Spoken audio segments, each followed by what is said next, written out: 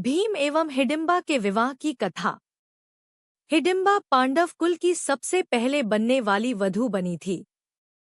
लाक्षागृह यानी लाह के बने घर को जब दुर्योधन एवं मामा शकुनी की योजना के अनुसार जलाया गया, तब पांचों पांडव अपनी माता कुंती समेत उसी भवन में थे। इन सभी की हत्या करने हेतु ऐसा किया गया था। अपने सामर्थ्य एवं दैविक कृपा से वो वहां से बच निकले और भेष बदल कर रहने लगे। इसी क्रम में वे एक जंगल में पहुंच गए। रात अंधेरी थी और जंगल घना था। जमीन पर बड़े बड़े झाड़ उगे थे, जिसके कारण चलना मुश्किल हो गया था। तब धर्मराज युधिष्ठिर ने भीम से उन सभी को ले जाने का अनुरोध किया। भीम ने अपने शक्ति का परिचय देते हुए अपनी माता सहित अपने चारों भाइयों को उठाकर चलना प्रारंभ किया। हिडिंब के राज्य में पांडव पुत्र। जब वे वन में ऐसे स्थान पर पहुंच गए जहां धरती समतल और कोमल घासों से ढकी थी, तब वहां भीम ने सबको धरती पर उतारा और सब भाइयों ने मिलकर सोने के लिए व्यवस्था की। पांचों भाई बारी बारी जगकर अपने सोते हुए परिवार की रक्षा करते थे। इस बार भीम की बारी थी। वह जंगल अपने वृक्ष, चट्टानों सहित काली शक्तियों के प्रभाव के कारण मायावी था तथा एक शक्तिशाली एवं मायावी राक्षस हिडिंब का राज्य था।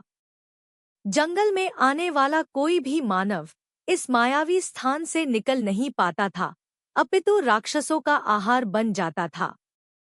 इन राक्षसों की घ्राण शक्ति यानी सूंघने की शक्ति बड़ी तेज थी।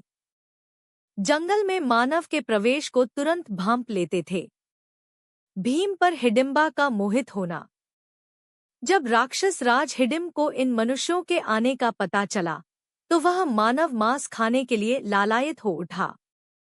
उसने अपनी बहन हिडिंबा को उन मनुष्यों को उसके सामने प्रस्तुत करने का आदेश दिया। हिडिंबा पांडवों के समीप जा पहुंची। भीम को देख हिडिंबा मोहित हो गई।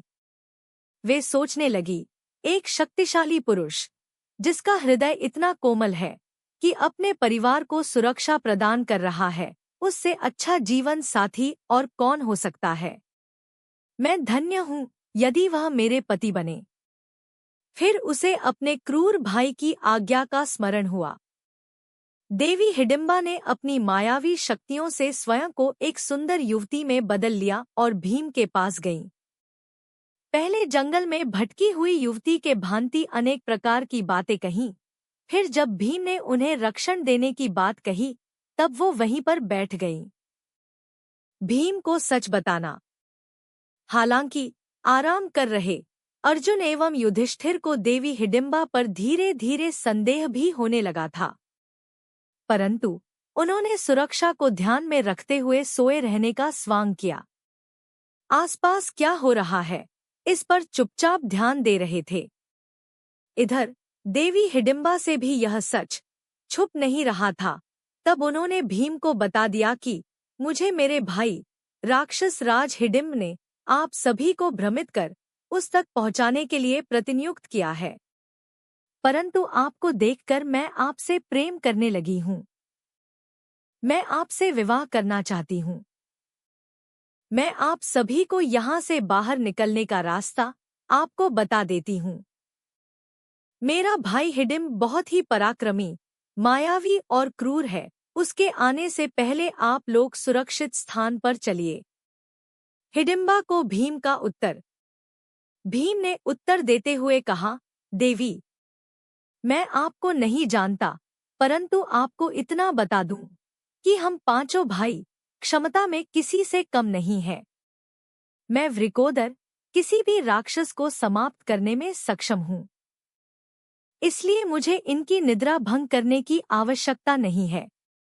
अब ध्यान से उन महान मनुष्य को देखिए।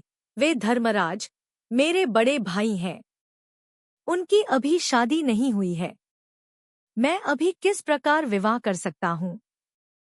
चर्चा चल ही रही थी कि राक्षस राज हिडिंब वहां पहुंच गया। अपनी बहन को ऐसे विभूषित देख वह क्रोध से भर गया। अपनी बहन और सभी पांडवों को मृत्यु दंड देने का निर्णय लिया।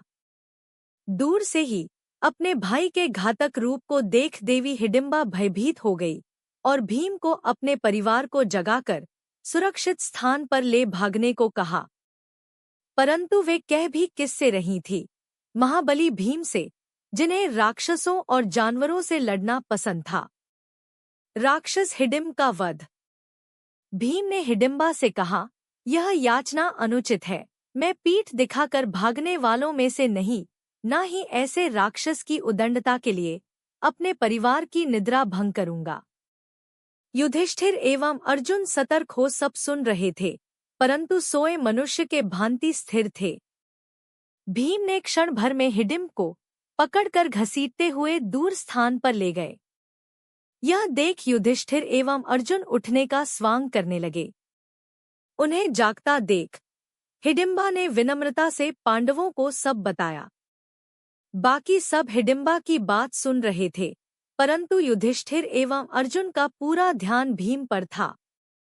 अर्जुन ने भीम से चिल्लाकर कहा, भ्राता भीम, इस राक्षस का वध अतिशीघ्र कीजिए। यह सुन भीम ने घातक प्रहार से हिडिंब की पीठ के टुकड़े टुकड़े कर दिए। राक्षसों का राजा भीम।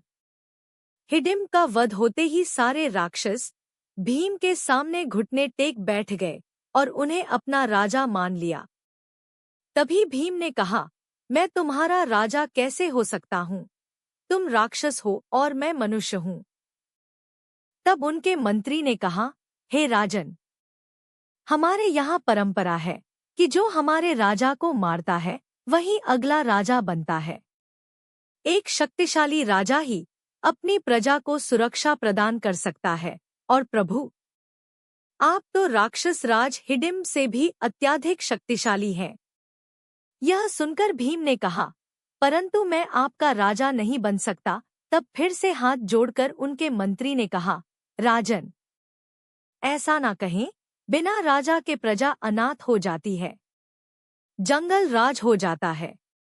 इन सब बातों को सुनकर धर्मराज युधिष्ठिर ने विचार करने हेतु समय मांगा। शादी के लिए हिडिंबा द्वारा कुंती से निवेदन। तभी वहां देवी हिडिंबा आकर पांडु पुत्र भीम से कहती है, हे राजन, कृपया कर मेरे प्रेम को स्वीकार करें, मुझे अपनी पत्नी बनने का सौभाग्य दें। इस पर भीम ने कहा, ऐसा कैसे हो सकता है? तुम राक्षस कुल की हो, मैं मनुष्य हूँ। मेरे समाज में क्या तुम्हें वांछित स्थान मिल पाएगा?